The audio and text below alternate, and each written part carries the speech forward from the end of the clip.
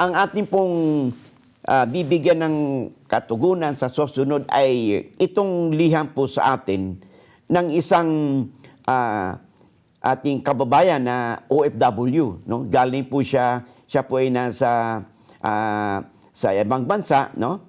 At ang pangalan, itago natin sa pangalang si Liza Sacartropes. So, yun po ang sinasabi niya. Sabi niya dito, ito po ang kanyang concern is buying the property while he is or she is abroad. Sabi niya, gusto niya na bibili sila ng property, ay gusto niya ipangalan na sa kanila directly. Kasi di umano, ang sabi ng kanyang mga ahente dito sa Pilipinas, pangalan na lang niya sa kanyang mother-in-law dahil for convenience, no?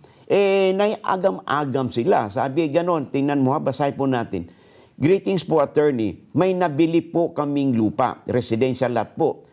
Nakapagpatayo na po kami ng bahay doon since nandito po kami mag-asawa abroad. At yung mother-in-law ko po ang nag-asikaso about doon. Hindi po pwedeng kami pong mag-asawa ipangalan na buyer sa deed of sale. Yun ang sabi niya. So, marami pong mga kababayan natin na magkaroon ba ng hindi tamang impresyon na porke nasa labas sila ng bansa, ay hindi daw pwedeng ipangalan sa iba, sa kanila, kundi doon muna sa iba na nasa Pilipinas ang lupa. Ay hindi po tama ito. Kahit kayo nasa Pilipinas man, kayo man po ay buyer o seller ng property, sa labas yan ng Pilipinas, you could still sell or dispose your property. Kailangan lang po ninyo ang tamang documentation o proseso kung paano ito maisagawa.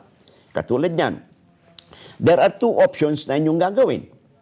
Makipag-ugnayan kayo doon sa inyong kinatawan sa Pilipinas at sabihin nyo doon sa inyong lawyer, kung may lawyer kayo sa Pilipinas, okay, na magpagawa kayo ng deed of sale, deed of absolute sale.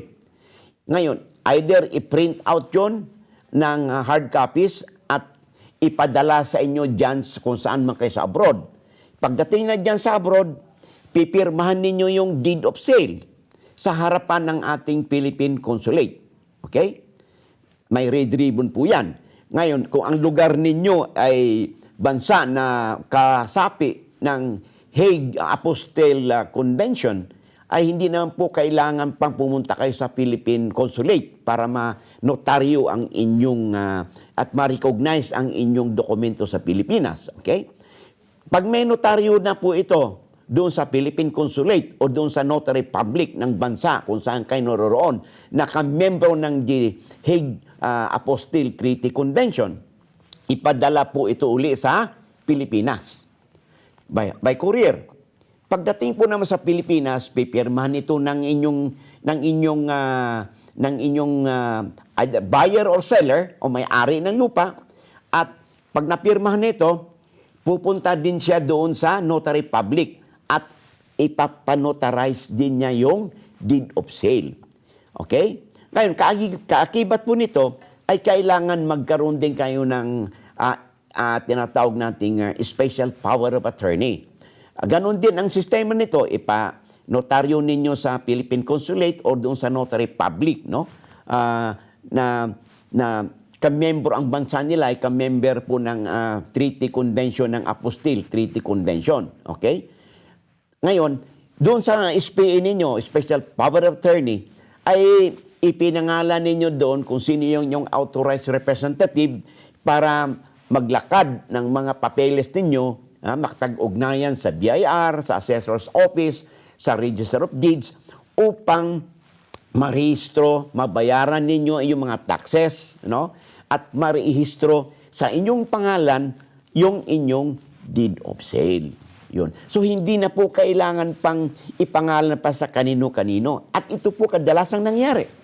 Ipinangalan sa magulang, ipinangalan sa kanyang kaibigan o sa kapatid. Nangyari po yan, ipinangalan dahil tiwala.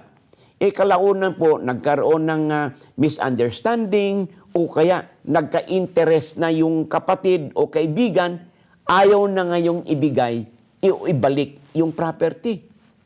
O meron din namang situation na yung magulang na doon muna ipinangalan yung titulo ay namatay. Eh siyempre po, pag namatay si magulang at yung titulo ng lupa ay nakapangalan sa kanya, automatic po yun. It is presumed na sa kanya po yung property. At magiging bahagi po yan ng estate ng namatay. At pag nagkaganon, ay yung mga kapatid po o mga ibang anak, mga anak ng magulang, ay automatic muna tagapagmana sila doon at mga co-owner kagad sila bilang co-heirs. Eh pag ganitong situation, may mga kapatid o may mga magulang din na ayaw ibalik, ayaw isauli, at tuluyan ng kinangkam, no, yung property. So, ito po yung napakasaklap na pangyayari. Kasi sa halip na mag-enjoy yung tinatawag nating beneficial owner sa kanyang pinaghirapan kasi nagtrabaho sa abroad, no, o bilang OFWs, uuwi siya sa Pilipinas na luhaan at ay yung kanyang property na kanyang inasam-asam ay dapat mapunta sa kanya ay napunta na doon sa